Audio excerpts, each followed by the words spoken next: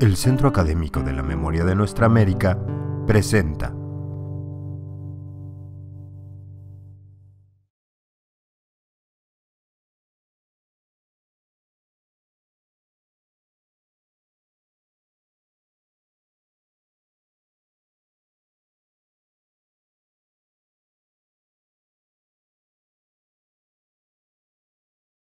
Muchísimas gracias, compañeros. Es lo que pretendíamos, es lo que queríamos cuando empezamos entre los compañeros a pensar en la necesidad de un seminario que tocara varias aristas.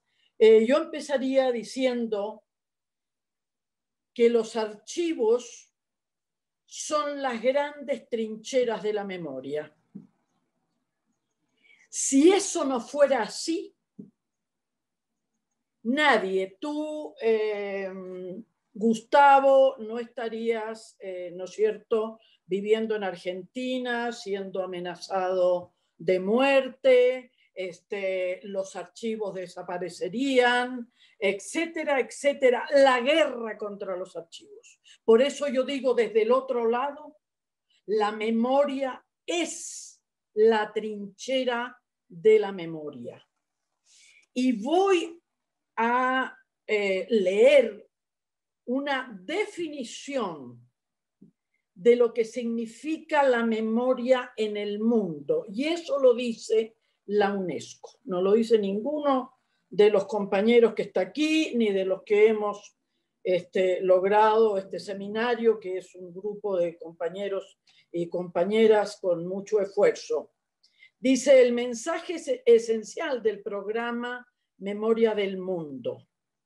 El mensaje esencial del programa Memoria del Mundo 2005. ¿A quién va destinado? A los políticos. Primero, políticos. Porque los primeritos en desaparecer los archivos son los señores y las señoras políticas. Los responsables de adopción de decisiones. Y el público en general es el siguiente. 1. La información y la posibilidad de recuperarla sistemáticamente constituyen la memoria, escuchen por favor bien, de las civilizaciones. De ese tamaño es la memoria, es ese el peso. Salvaguardar la información y hacer posible su consulta permanente son tareas difíciles, en particular en la era digital. Han de intensificarse los esfuerzos dirigidos a preservar la información para asegurar la existencia y el desarrollo de las civilizaciones. No sé si eso está quedando claro. Es una definición de la UNESCO después de largos años de trabajo con grandes especialistas de todas las disciplinas. Insisto, la memoria hay que trabajar incansablemente y no estoy de acuerdo en lo absoluto de guardar ningún papel ni ningún documento, diga lo que diga, porque si nosotros enfrentamos la impunidad, enfrentamos los obstáculos para acceder a la información, jamás tendremos verdad y justicia. Jamás. Eso, claro como el agua, el Camena está hecho y construido sobre estos pilares fundamentales. Fundamentales. Quisiera, a mí me toca, y no quiero abordar archivos en particular, porque quiero abordar el marco en que se desarrolla esta enorme lucha de movimientos sociales y derechos humanos. Y empezaría diciendo que sin los movimientos sociales, la humanidad tendría las manos vacías. Aquí hay 3 personas que hablaron. ¿Y de qué hablaron? Hablaron de muchas cosas importantísimas. Pero detrás de todo eso, eso está hecho por ¿quiénes? Esos están hechos por la gente de a pie, por la gente que enfrenta día a día, que se ha muerto sin ver logros, que la verdad y la justicia no se transa, que no es una moneda de cambio político de ninguna índole. Si es políticamente correcto o no es políticamente correcto, los derechos humanos no se transan, como se han transado en América Latina y se siguen transando. Unos más, otros menos, y dependiendo cómo vienen los vientos. Se habló aquí de militarismo, se habló de intervencionismo, y yo por ahí voy a ir. Voy a ir porque es necesario, porque no se puede hablar de la memoria y no se puede hablar de los archivos así nomás, y no se puede hablar del derecho a la memoria y lo que yo digo, el derecho a saber. Porque todo eso se desarrolla dentro de un clima político y militar en América Latina, así como en otras regiones, pero estamos hablando de América Latina. Tengo en mi mano un extraordinario libro a quien recomiendo y súper recomiendo, Territorios Vigilados, de Thelma Luzzani, cómo opera la red de bases militares norteamericanas en Sudamérica. ¿Cuál es la importancia de conocer la Guerra Fría a profundidad? Si bien es cierto, la Guerra Fría, entre comillas, caduca como un término estrictamente geopolítico y geoestratégico, y viene toda la época neoliberal, la Guerra Fría está. Si ustedes, me imagino que la mayoría de la gente son buenos lectores, ¿de qué leen hoy día cuando hay análisis político? La Guerra Fría está de nuevo. Bien, voy a leer pequeñas cositas. Prólogo. Cada tanto una noticia nos sobresalta. Comillas. La cuarta flota patrulla aguas sudamericanas. Estados Unidos busca instalar una base en el Chaco. El Pentágono estará entrenando tropas en la base militar chilena de Concón, cerca de Valparaíso, a la altura de Mendoza. Y de inmediato aparecen las versiones tranquilizadoras en bocas de funcionarios locales o norteamericanos. No hay de qué preocuparse, son misiones humanitarias.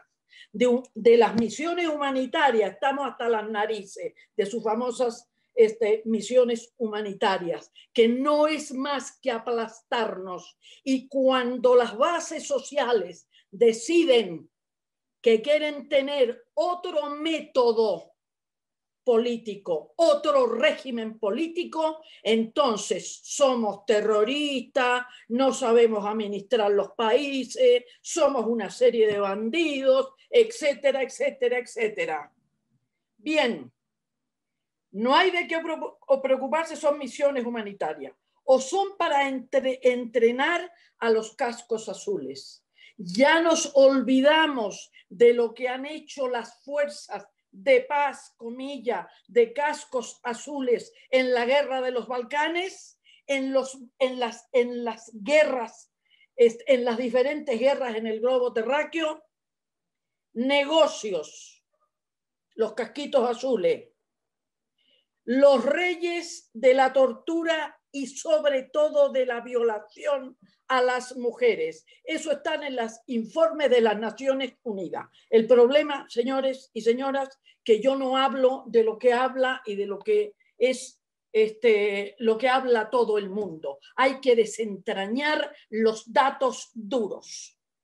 Bueno, dicen finalmente, no son exactamente bases militares, ¿qué es lo que serán?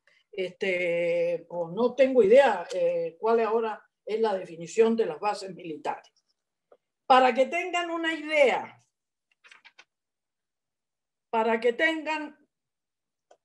idea, Colombia.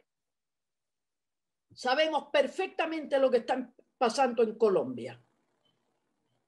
Hay un levantamiento muy parecido al chileno, aunque Colombia tiene sus propias características.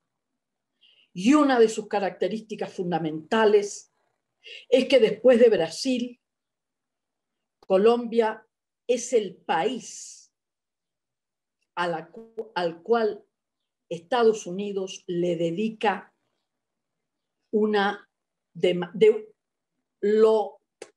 es una herramienta en el corazón de nuestro continente.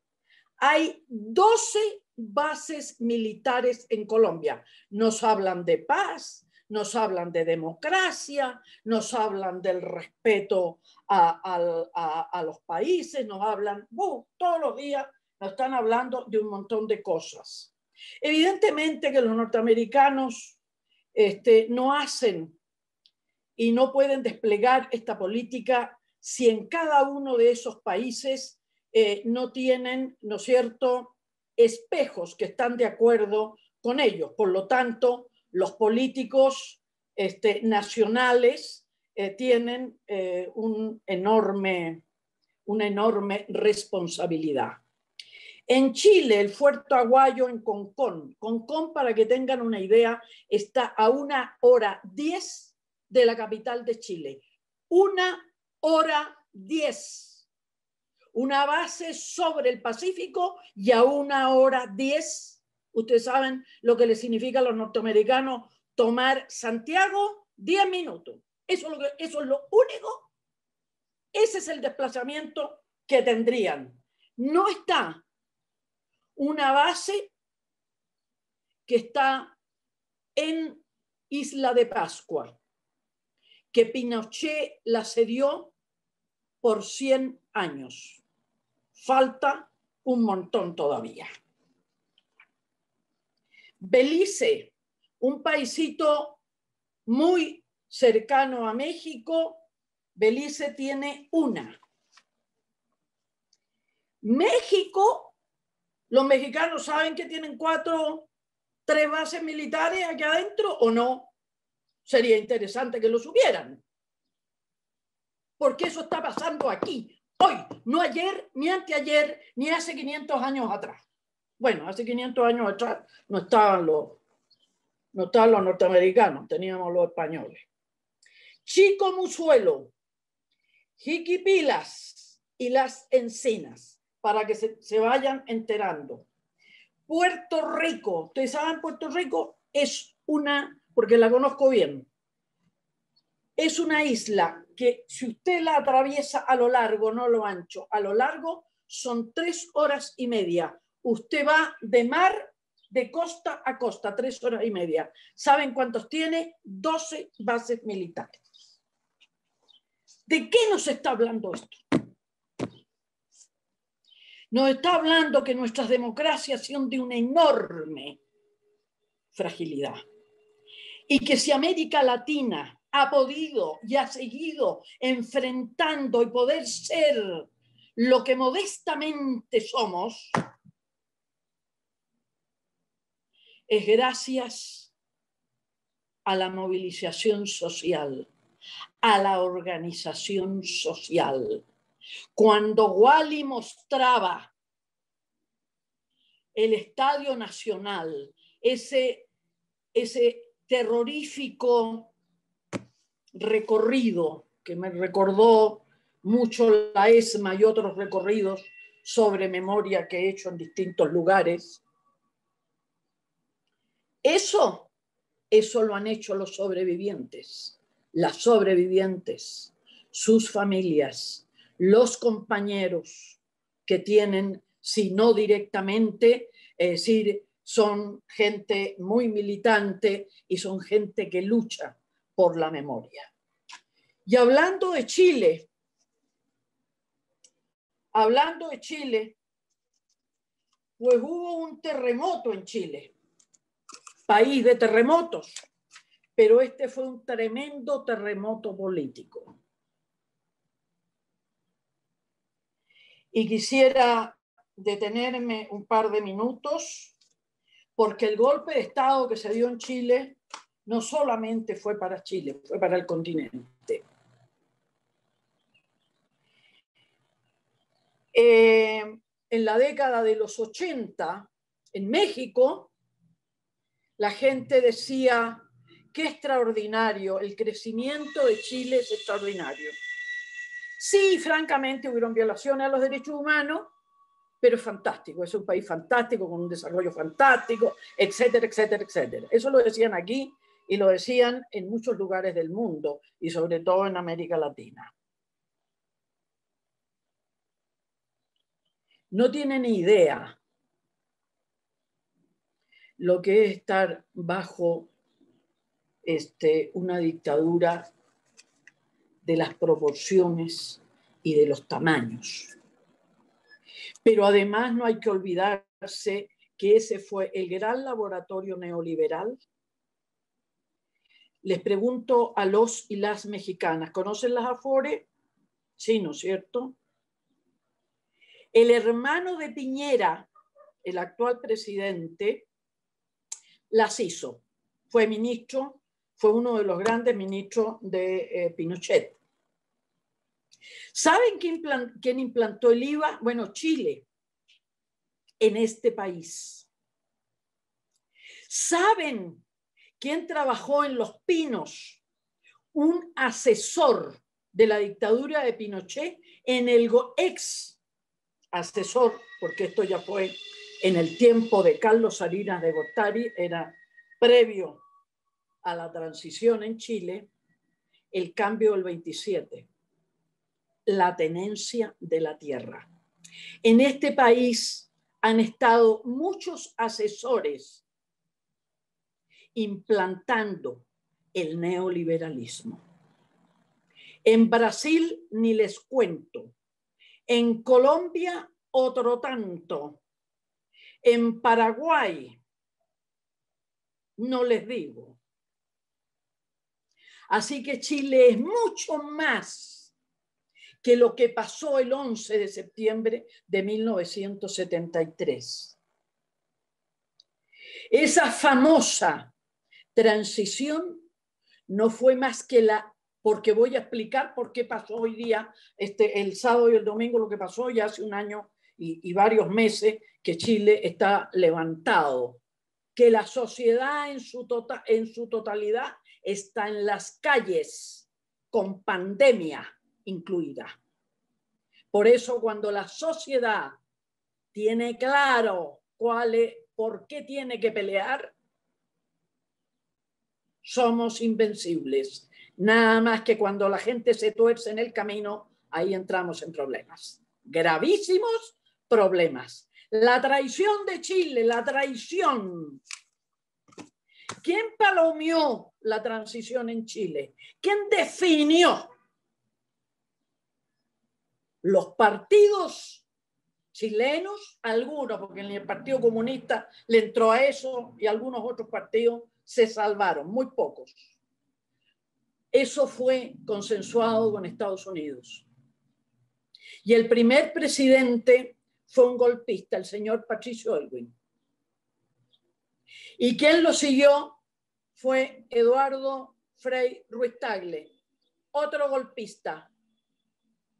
¿Saben que Pinochet fue el jefe de las Fuerzas Armadas de Chile en la transición? En los primeros 4 años de Aylwin y en los primeros 4 años. Y después vino la señora Bachelet. Y la señora Bachelet, en el 2006, y aquí quiero hacer otro paréntesis importante, en el 2006 aparece la rebelión de los pingüinos. Yo creo que lo conocen. Hay mucho material, hay documentales extraordinarios. ¿Quiénes son los pingüinos? los estudiantes secundarios. ¿Por qué se le llama pingüinos? Porque tienen camisa y blusa blanca y el resto del uniforme en un azul marino, en un azul noche.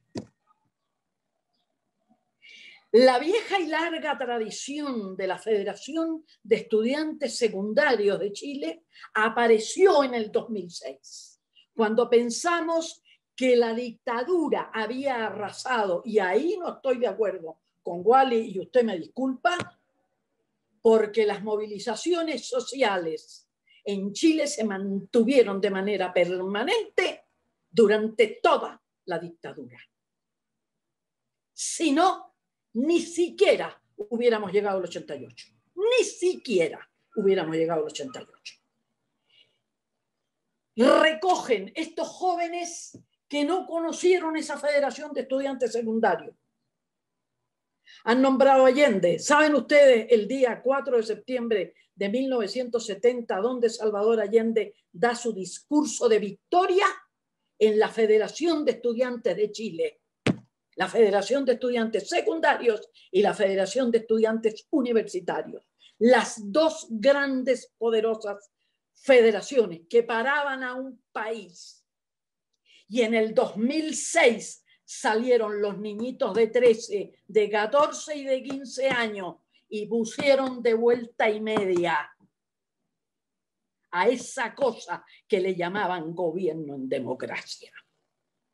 Lo que pasó el 18 de octubre de 2019 no es más que la suma de la memoria de un país traicionado. Eso es lo que ha pasado. Y entonces aquí tengo la constituyente. Se va a construir una nueva constitución, porque la constitución que rige hasta ahora es del 80, es de la plena y en plena dictadura. La famosa democracia le cambió un punto y una coma. Eso se llama traición política, aquí y en donde nos encontremos.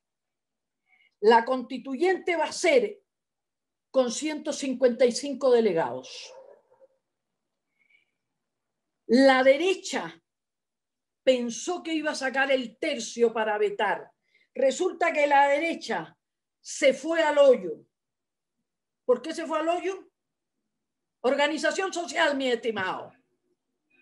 De arriba no viene nada. Lo que se construye se hace abajo. 48 independientes. 24 apruebo dignidad. Ahí está el Partido Comunista también y el Partido Humanista. 25 de la ex concentración y 17 representantes de los pueblos originarios. Ahora, ¿hay que cantar victoria? No hay que cantar victoria. Y digo por qué no hay que cantar victoria. El 18 de octubre se levantó Chile. Chile completito. Y el 15 de noviembre, casi a un mes, los partidos que se dicen de centroizquierda, la derecha en su conjunto, la democracia cristiana, que es lo mismo de derecha y cualquier cosa, fueron a firmar a la moneda el Pacto por la Paz y una nueva constitución.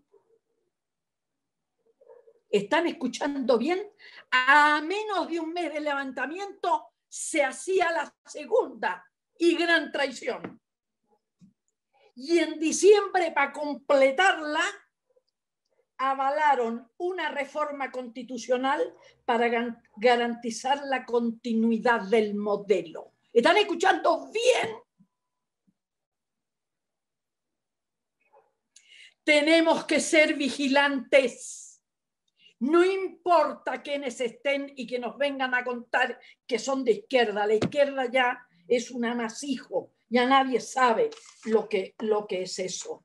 Tenemos que ser, y como si fuera poco, perdón, había también que votación de alcaldías, en total eran ciento y tantas. Bueno, la derecha pierde 55 alcaldías y pierde una enorme cantidad de gobernadores. Hay un vuelco político, pero ese vuelco político no puede quedar estático. Hay que trabajar todos los días. Los cambios sociales no se hacen de un día para otro. Los cambios sociales no se hacen en las urnas. Se hace del trabajo diario, constante y permanente. ¿En qué estamos? En que todo eso se tiene que traducir en la defensa irrestricta de la memoria de América Latina. ¿Y qué es lo que quiero plantear hoy día? Quiero plantear que ojalá en las constituyentes, y me pondré en contacto con alguno de ellos, hay que trabajar para que en esa constitución esté el derecho a la memoria.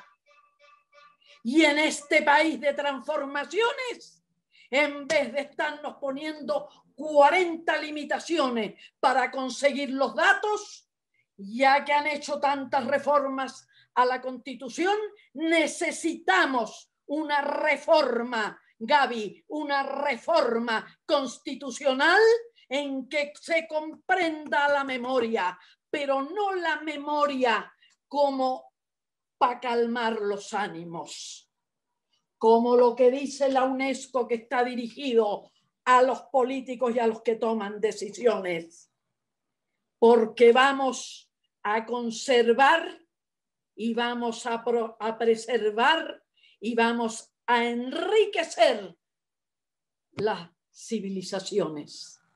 Las civilizaciones no son más que la enorme suma de la memoria, la suma del quehacer de los seres humanos en esta tierra, con sus logros, sus retrocesos y sus enormes equivocaciones.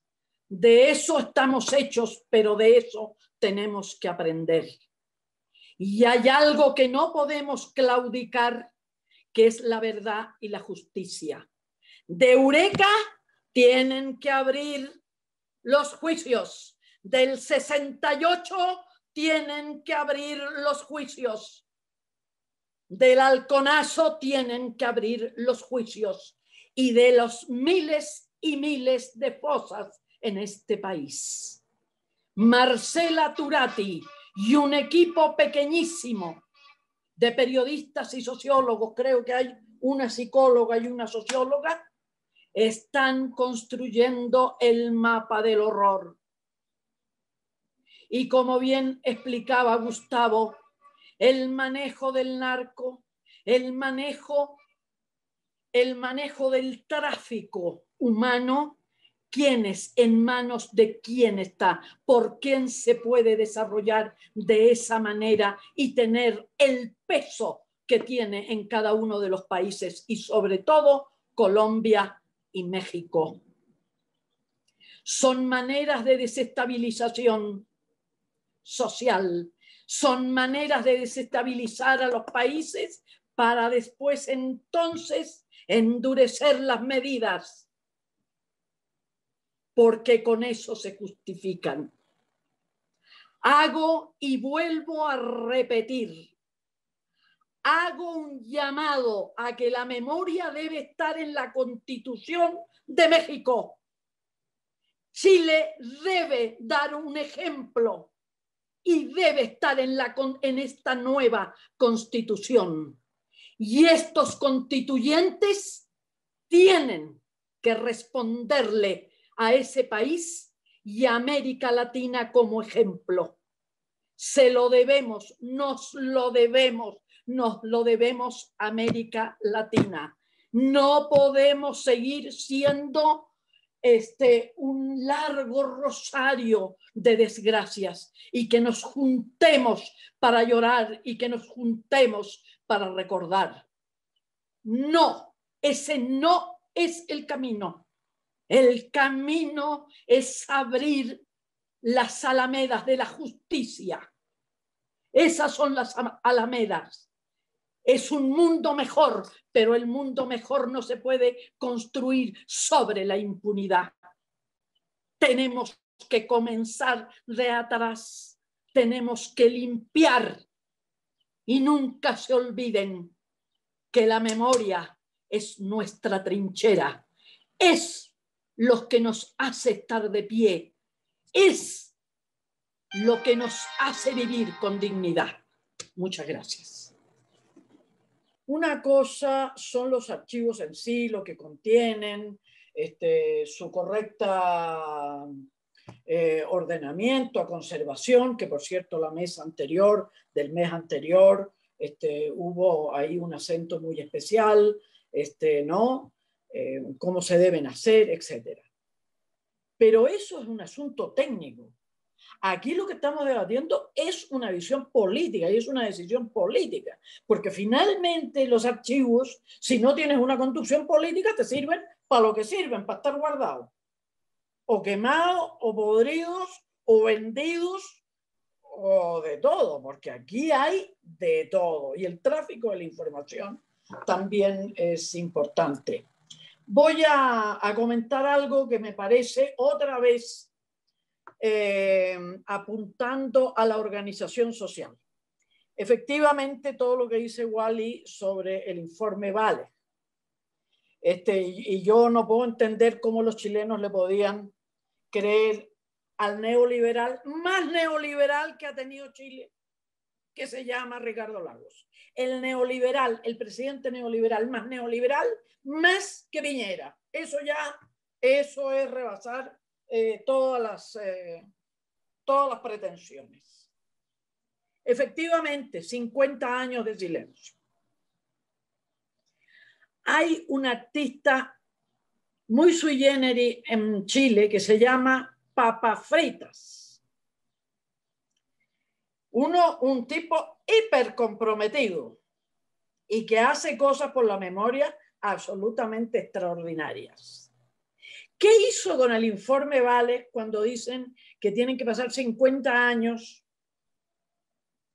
Él se organiza con familiares y sobrevivientes que dieron su informe, o sea, declararon para el informe Vale, pero lo que sí el informe Vale no puedes hacer, que si tú eres el sobreviviente o el familiar directo, está obligado el gobierno chileno a entregarte tu expediente.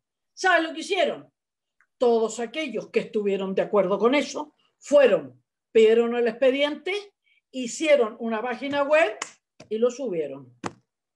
Eso se llama organización social y romperles la cara a los señores políticos. Eso sí que es hacer política. Eso es en serio. Yo insisto, los recordatorios, los memoriales, todo este tipo de actividades son fundamentales.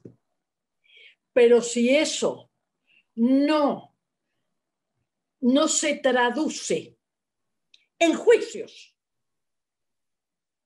en poner la memoria y el derecho a la memoria en las constituciones, no importa qué partido esté, no, ¿me entiende? Es decir, la memoria no es un jarrón que lo vayamos acomodando de acuerdo a la estética que en ese momento lo necesitemos.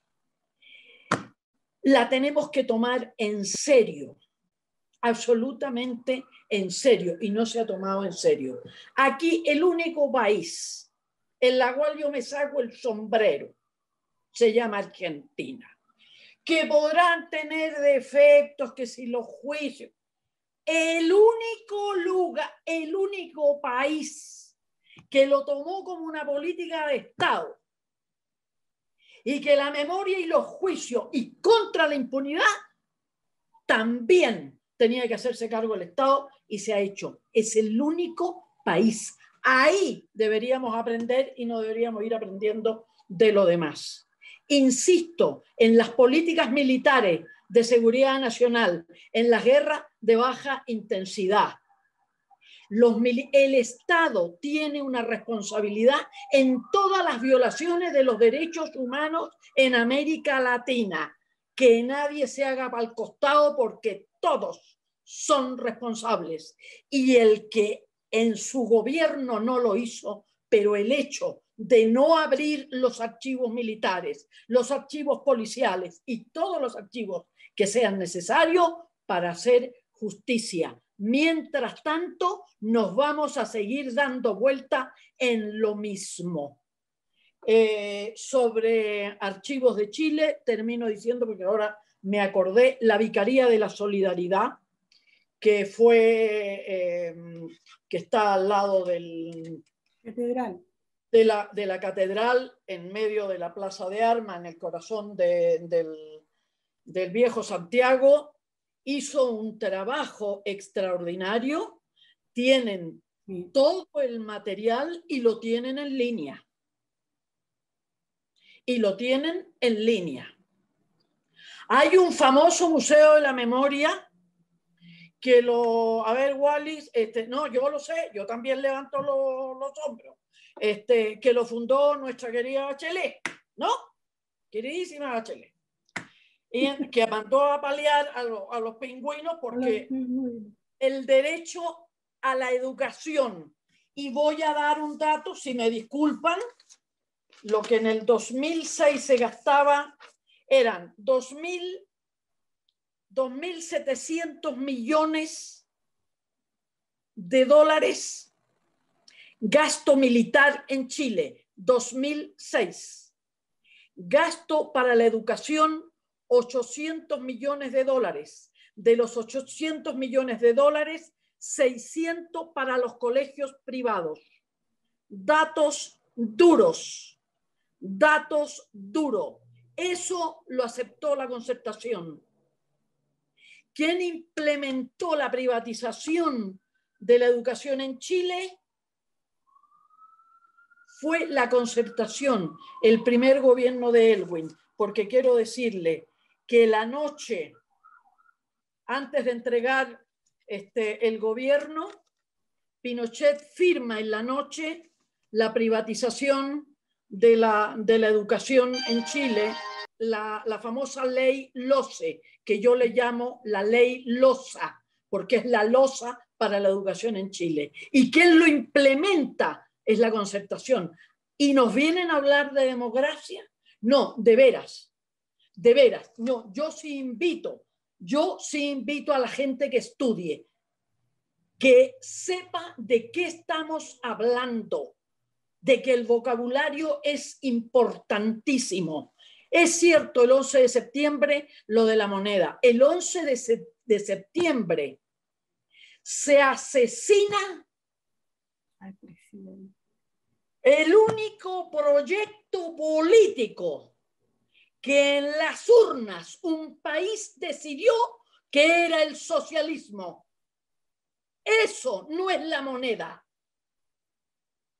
Hasta el día de hoy, ese país lo paga y el resto de América Latina.